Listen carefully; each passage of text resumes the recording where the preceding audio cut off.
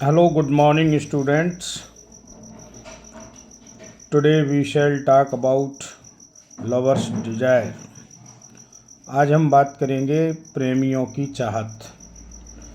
ये कविता है प्रेमियों की चाहत, लवर्स डिजायर, देवेश ने लिखी है और प्रकाशित हुई है a poor canal and other poems नामक पुस्तक में।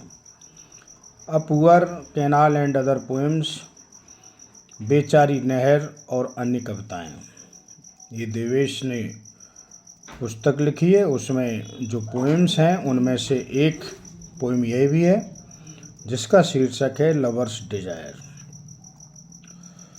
प्रेमी की चाहत क्या है, प्रेमी किस हिसाब से चाहता है कि उसकी प्रेमिका उससे कैसे लव करे, इस चीज़ को देवेश ने प्रकृति से जोड़ा है। प्रकृति से जोड़ा है और इसमें जो अलंकार यूज किया गया है वो है मेटोनिमी, उत्प्रेक्षा अलंकार। तो मेटोनिमी में किसी चीज़ से जानो मानो, यूँ त्यों ज्यों, ये वर्ड आते हैं। इसमें आया एज इफ, बारंबार आया एज इफ। 8 स्टेंजा हैं, 2-2 लाइन की छोटी पोएम है। तो पहले पोएम पूरी पढ़ दूँ, फिर थोड़ा हिंदी में रूपांतरण करूँगा। Touch me as if I am brook's water, kiss me as if I am winter's sun, hug me as if I am hill among snow, shake me as if I am baby's candy, feel me as if I am morning's breeze, see me as if I am eclipse target, hold me as if I am sacred petals, and live me as if I will never dead. Touch me as if I am brook's water. मुझे इस तरह स्पर्श करो, प्रेमी कहता है प्रेमिका से, जैसे कि ब्रूक्स का वाटर, पानी को जैसे टच करते हैं, जो आनंद की अनुभूति होती है, ऐसे मुझे स्पर्श करो।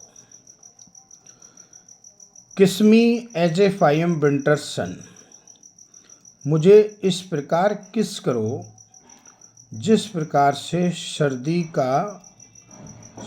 को सूर्य टच करता है, किस करता है। विंटर सन, विंटर सीजन में, सर्दी की ऋतु में सूर्य किस तरह एक दूसरे से स्पर्श करते हैं, वो आनंद की अनुभूति होनी चाहिए। 2 बातें हो गई। तीसरी, hug me as if I am hill among snow, मुझे इस प्रकार आलिंगन करें, इस प्रकार हग करें कि जिस प्रकार से बर्फ पहाड़ियों को हग करती है, आलिंगन करती है। Shake me as if I am baby's candy, मुझे इस प्रकार से शक करें जिस प्रकार से एक बच्चे चॉकलेट को चूसते हैं, इस प्रकार मुझे भी शक करें और वो आनंद की अनुभूति हो। Feel me as if I am morning's breeze, मुझे इस तरह अनुभव करें, ऐसा महसूस करें जिस प्रकार से सुबह की मंद समीर होती है। सुबह की मंद समीर में जो आनंद की अनुभूति होती है, मुझे इस तरह सांसों में महसूस करो।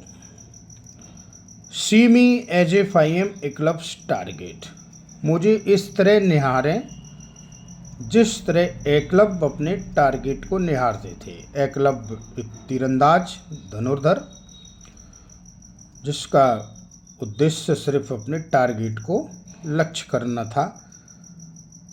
इस प्रकार से कवि आशा करता है कि उसकी प्रेमिका उसे इस तरह निहारे।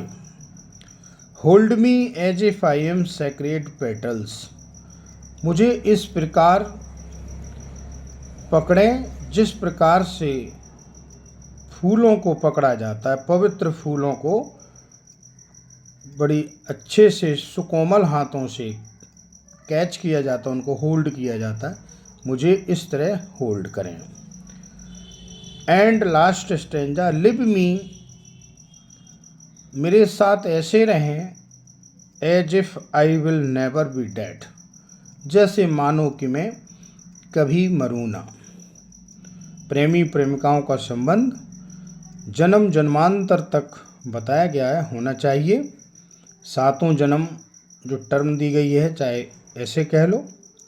तो इस प्रकार से जो प्रेमी है प्रेमिका से जो आशा रखता है, अपेक्षा रखता है, डिजायर रखता है, वो इस प्रकार से इसमें प्रस्तुत की गई है।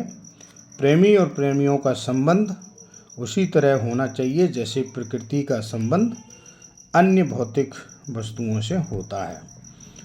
तो इस कविता में देवेश ने अपना प्रकृति प्रेम और प्रेमी की चाहत को जोड़ करके अपनी राइम प्रस्तुत की, वर्स प्रस्तुत की, और मैनोटमी अलंकार का ही बारंबार यूज किया। आज की लेक्चर में सिर्फ इतना ही। Thank you very much.